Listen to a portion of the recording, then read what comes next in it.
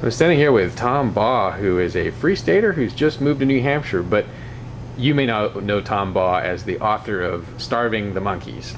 And you were already sort of a celebrity activist in your own right before you even moved to New Hampshire, but now you're part of something that's bigger than all of us. That's right. Yeah. What changed in your life when you crossed the border into New Hampshire?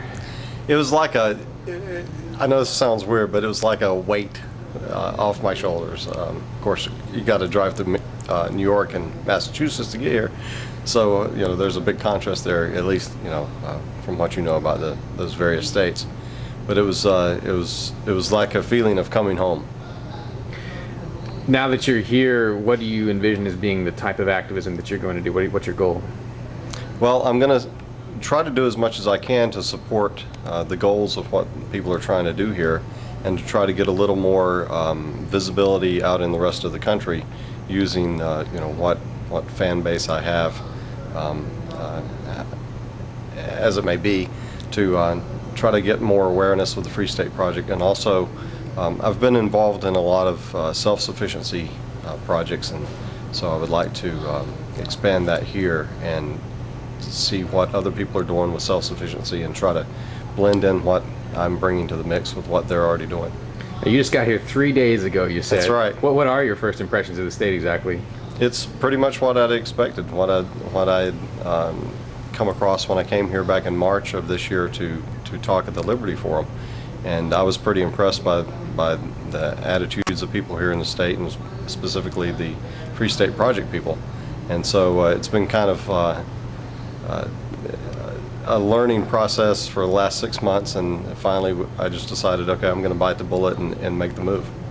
In terms of being a self-sufficiency buff, I guess, right, if that's the right word, what are you seeing around the state so far, and in terms of the Liberty community itself, what are you seeing that we're maybe doing right, doing wrong, in terms of starting to get some self-sufficiency? Well, I'm here not long enough yet to be able to get a good feel for that yet, but I think that from what a lot of the people I've talked to already in the past several months, and some of the visits I've made here recently, that there are a lot of people who are trying to get a break, take a break, or make a break from the normal commercial kind of system that feeds everything, and try to supply more of their own needs for themselves. Of course, there's some limits to that. You can't provide everything for yourself. But I think they're making a lot of progress in that direction. And that ties in pretty well with the whole starving the monkeys concept, so I think it's a natural fit. What do you think would be your main advice for individuals in New Hampshire in terms of preparedness? Well, I think that you guys have something, I guess I should say we have something unique going on, and I think the biggest challenge is going to be once the rest of the country wakes up to what is actually going on here, that there's going to be a significant amount of resentment. And I think the people in New Hampshire and the Free State Project people need to be prepared for the wave of resentment that will, at some point, highlight the difference between the way the rest of them are living and the way that people here have a potential to live, and also people in places like Wyoming and Montana and Idaho, the more independent areas.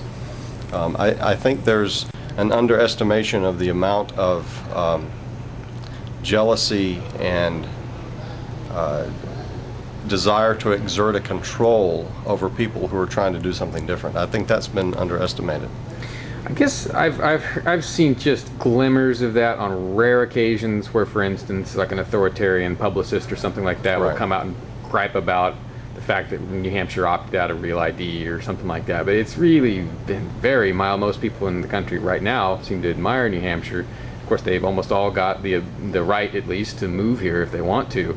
But I had never given this any thought. The idea that our success would start to make the rest of the country angry at us. That's an interesting concept. Right. Well, that's one of the themes that's running through the book Starving the Monkeys, is that a lot of people are living that way, and that they may complain about it. When push comes to shove, they actually enjoy the benefits they're getting from the government. And the idea that some state like New Hampshire could say, no, we're not going to keep doing that, it actually threatens their food supply. And so there is a possibility that they could eventually wake up to the idea that, if this were to catch fire, than those people who are dependent on the system, whether they're the guy who's just getting a government check as an entitlement, or whether they're a large government contractor who's feeding off the system. I mean, all of those people are threatened by what is going on here, and I think there could be some amount of backlash, and so I think we need to be prepared for that when it happens. I remember a lot of my Serbian friends never got angry at Slovenia. But Slovenia, of course, seceded from the Yugoslav Federal Republic, which included Serbia. Serbia was kind of the dominant player, and they never really got angry at the Slovenes. You know, there were a few deaths, but for the most part, it was a peaceful separation. Right. And I wonder, how do we replicate that in New Hampshire if we have to get out?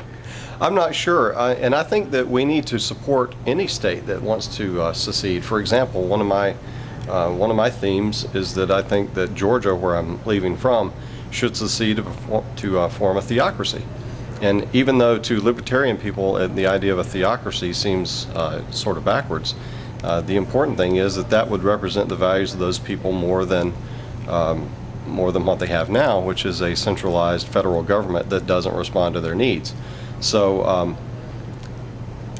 but most people believe in the idea that the federal government, however misguided, is still there to do something for them. I think we have a different situation than the Slovenia case, because there's just so much dependency now. Every state that would threaten to leave, or that does leave, just means there's that much less centralized power that the electorate imagines themselves able to wield. What do you think would be possibly the most effective countermeasure, or I guess countermeasure is the best word, for this phenomenon that you're worried about?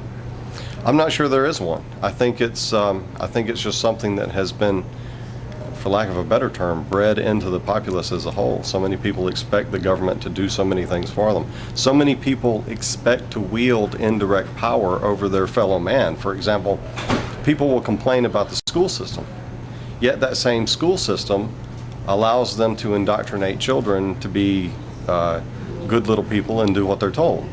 Well, that's an important power. And so even though they may complain about the details, they really want that. So I'm not sure what the next step is, other than insulating ourselves as much as possible and preparing for that when it happens. All right, well, we'll see what exactly does happen.